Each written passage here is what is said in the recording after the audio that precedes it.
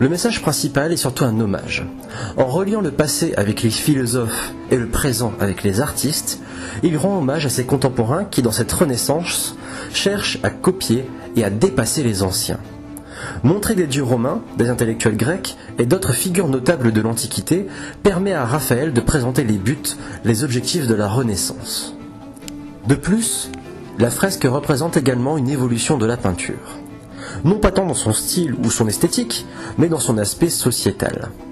Placer des artistes contemporains sous les traits de philosophes et de scientifiques, c'est affirmer que l'art est également un domaine intellectuel. En effet, il faut bien se rappeler que pendant longtemps, les artistes sont avant tout considérés comme des artisans, des êtres manuels, à l'inverse des philosophes, poètes et autres savants.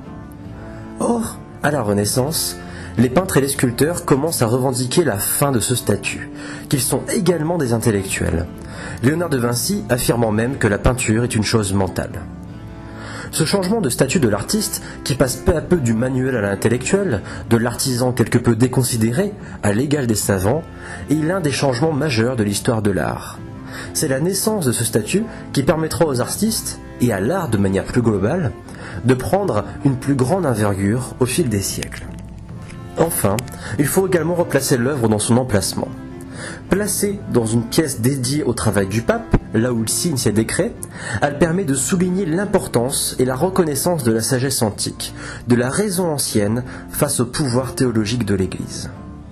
Cette symbiose entre la science des anciens et celle des modernes, l'art de la Grèce et de la Rome antique, et de l'Italie en pleine Renaissance, est donc avant tout un manifeste. C'est le manifeste d'un peintre, Raphaël, envers sa génération pour la mettre en valeur. Mais en dehors de ça, c'est surtout un fidèle et magnifique portrait des aspirations de toute une époque, la Renaissance, transposée par le génie artistique de Raphaël.